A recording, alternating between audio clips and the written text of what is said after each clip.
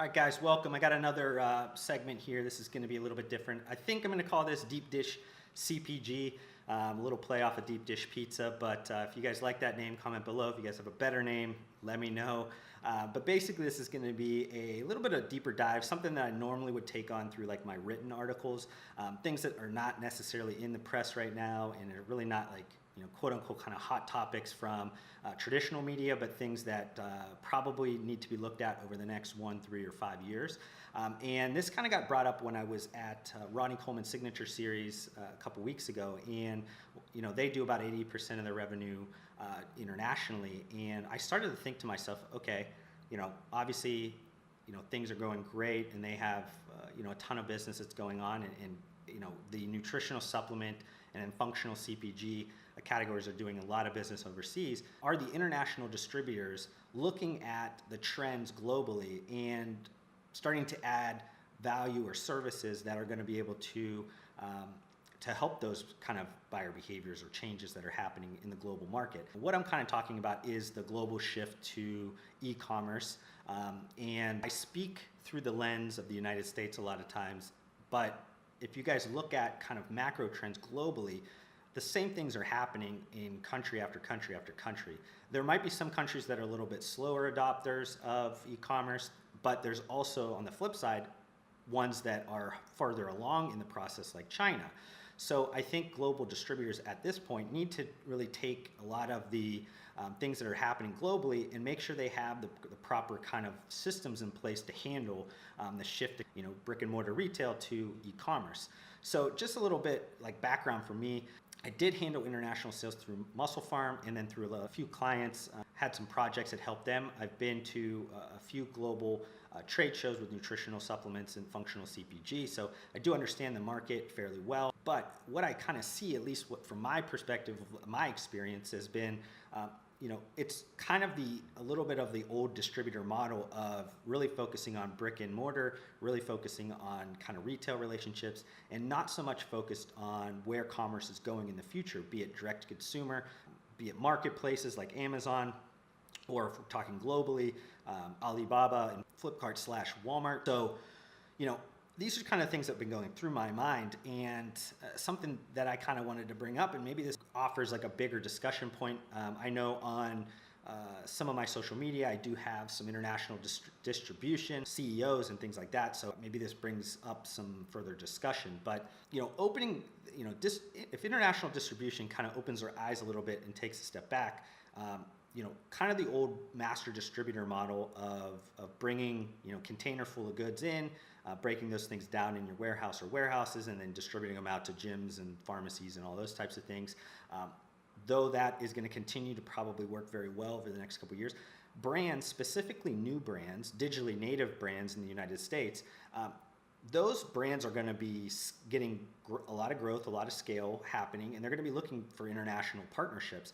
And they're not going to be looking at, using the old models of going into retail, especially if they're not doing that in the US. They want to be able to control their brand throughout the whole cycle. And they're going to be looking for services that are much kind of different than these kind of legacy brands have asked for the last decades or so. But some of these value adds that like digitally native brands and even legacy brands that are shifting some of their focus to kind of the digital channel, they're going to be asking a little bit different things to these international master distributors. And one of them is going to be, acting as kind of a fulfillment house. If they're going to be shipping things through a marketplace like Amazon or Alibaba, or they're going to set up a direct-to-consumer site that's run as an extension of their US site, they're going to be asking those distributors to ship ones and twos over cases and pallets.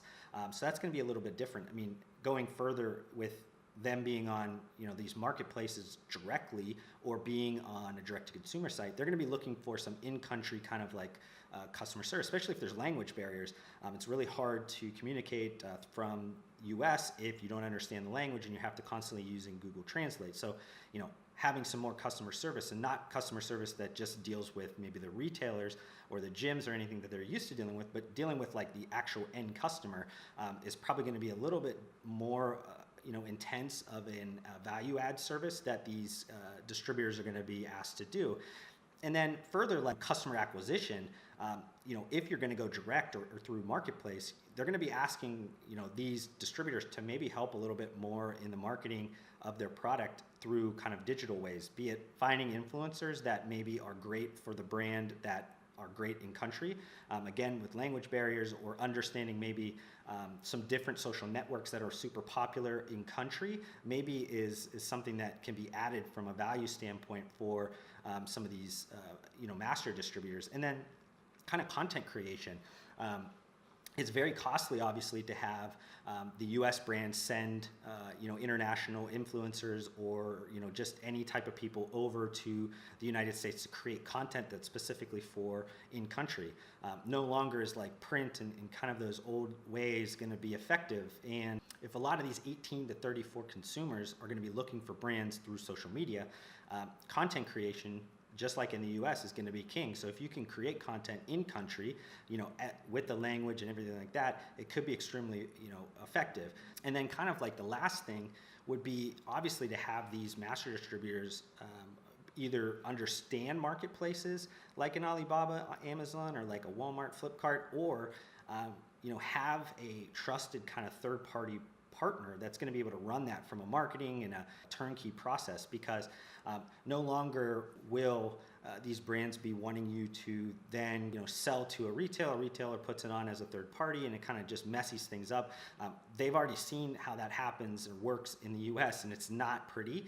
They're going to want to control that Amazon or marketplace channel the best they can, and they're going to lean on you to do that. So you're going to need to have the capabilities to be able to do that, or a lot of these brands are going to completely bypass you, and this is obviously something that I didn't discuss. I mean, if you're a digitally native brand, what's it to you to figure out how to do all the import and everything yourself, ship the stuff directly to a fulfillment center, and cut out the need of a master distributor. So though I don't think that's going to be the case, especially kind of like in the next couple of years, I definitely think it's a possibility. And if you're not adding these value-added services to your kind of distributor pitch to some of these US brands, unfortunately, they're going to be looking at these things. I could cut out the middle and I could do it myself, because even from an influencer standpoint, if you look at these huge YouTube influencers or anything like that, most, I would say a good proportion of their following is from international markets. With all these value-added services, they're asking for these things because they obviously see there's an increased competition that's going on globally, and they want to make sure they can control as much as they can of the brand experience. That's obviously a big trend that's happening in the US with directly communicating to your customers through social media and through commerce with your direct-to-consumer and kind of your marketplace strategy. But just overall, I mean, the increased competition, globalization is a real thing. And obviously, if anybody's followed kind of the international brand landscape over the last 3 to 5 years, you've seen a lot of like in-country brands competing directly with US exported brands now. And their branding is a lot tighter, their products, their marketing, everything is a lot tighter. And because of that, US brands need to kind of shift the way that they're focusing on international expansion. They need to kind of follow a lot of the global trends, the things that are working in the US, and stay true to themselves. So if they are trying to control the brand experience, they do utilize a lot of influencer marketing, and they utilize a lot of direct-to-consumer, Amazon, or any of those kind of marketplaces.